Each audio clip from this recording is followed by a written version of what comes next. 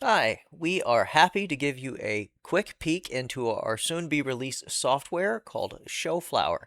ShowFlower is a queue building, running, and calling system that will run on Windows, Mac, or Linux. It is browser-based. It is not currently run in the cloud. It is completely local to you and your venue or your event. So basically, you install it and then you run it. When you log into ShowFlower, we're going to go over the basics of the main page, and then we'll break down each of the components in some further videos. So here is the landing page you will come to. As you will see, we have our three main elements of ShowFlower. We have the ShowFlower editor, which is for anyone who is building the queue list or calling the show. We have the ShowFlower client. This is for anyone who needs to follow the queues, say it be a lighting board operator or a soundboard operator or a rigger or a stagehand or stage manager or anyone on the production who needs to know what's happening.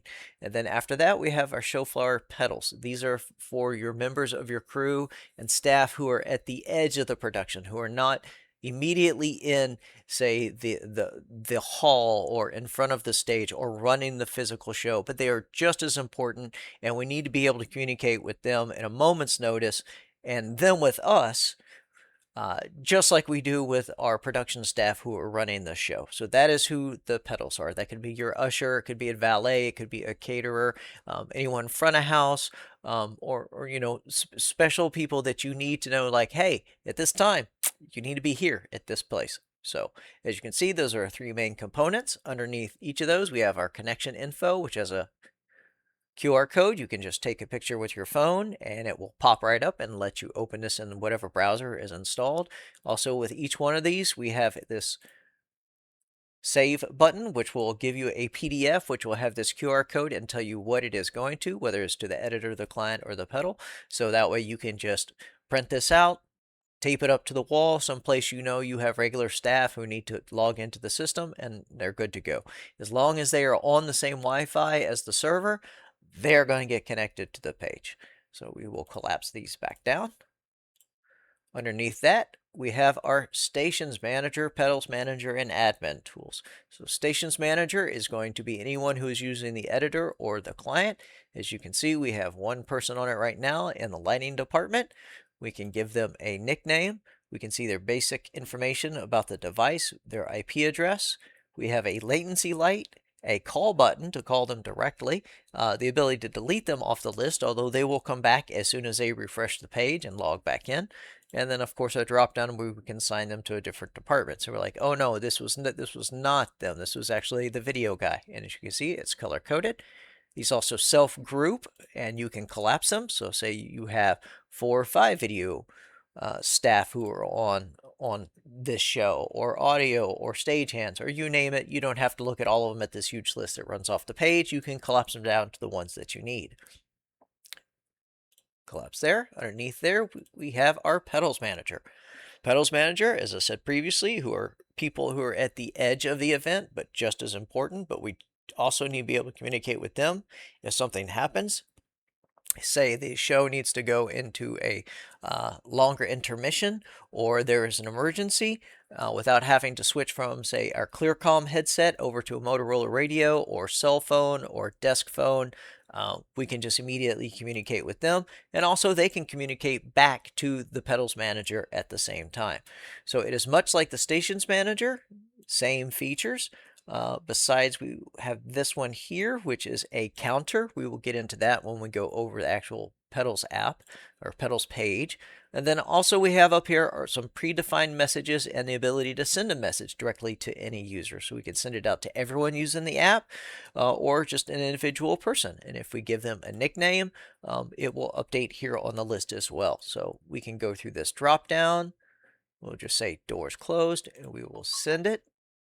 And you might have heard it. I have another device over here who is the security, and it got the screen flashed and it got an audible alert, and now I have a message on my screen that tells me that that got sent until I clear it. These are predefined messages that we will go over in the admin tools that you can set up. These are your messages that you can send, or the pedal user can send to you. So that way it is not texting, it is not a loud noisy conversation on a radio. It is directly to you the most important information. They do not have the ability to type in a message, but you have the ability to type a message to them. And once again, same options. You can delete everything and collapse them. Keep it clean and simple. Collapse that down. And then our next section is going to be the admin tools. Under here is our show manager, where we can input all the important information about the show, the dates, the times, the estimated run time, number of intermissions, any of the credits we need to add in there, any department crew, say they were staff, house staff who are not, with this production, or just anybody needs to be there, sponsors, any information that we need to pull from online. There will be a link here. Say you have a separate run sheet, or maybe there's some conceptual ideas or artwork that you need to reference when you are designing the show, or even possibly running through it. It will be right here. Another example that you can put in here would be a map of the venue. Say you have ushers that need to know exactly where this row is, and they're not in this venue all the time, so they can actually pull this up on their phone or tablet device or laptop or smartwatch if they have a smartwatch, and see where they need to send the patrons. You also have the option to make these private or public. Obviously, if this was an example for one of the pedals users, we would uncheck it, and now they can see that. But let's keep this private just for the production staff, and then any notes that we have down here, and then we can save it. Close that. You can also export the show in a zip file or delete it. Next over, we have our departments. This is where you choose all your departments for your venue or your production that you may possibly need. You can choose their name and their color. See, we got a little, oh, you can't see the pop-up. Okay. OBS. There is a color choosing pop-up that has popped up on my screen that is pretty much the standard color pop-up you see across any system that you've used. So let me unclick it so it goes away from me. You can drag and drop the order of these. So say you want the lighting guy to be the first person that you need to go department-wise when we go through the cues, as we'll see in the next video. You can do that. I figure most of the production staff is going to be here at the top, and then everybody else is going to be down at the bottom, but you never know. Your venue or show may be different. We'll close that out. Next is our pedals manager.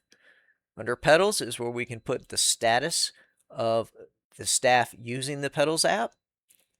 Say they are on standby or in position, or maybe they're in the bathroom or on break, or they have an emergency, or they're off and they want you to just leave them alone, or they quit. You never know. Would be the nicest way to say I quit. Underneath that is the messages that can be sent from them to you and also back on the previous pedals manager. That's why they appear here. You can add them and delete them, of course. Next over is our project files. This is just a directory viewer at this point. So if we need to go through and double check any of these files, we can make sure they're all there. Everything looks good. We have a backup in our store. We can back up the entire database, and then we can import the entire database. So say we're on a show in our system, or not on a show, but we're in a venue, and perchance we're changing computers.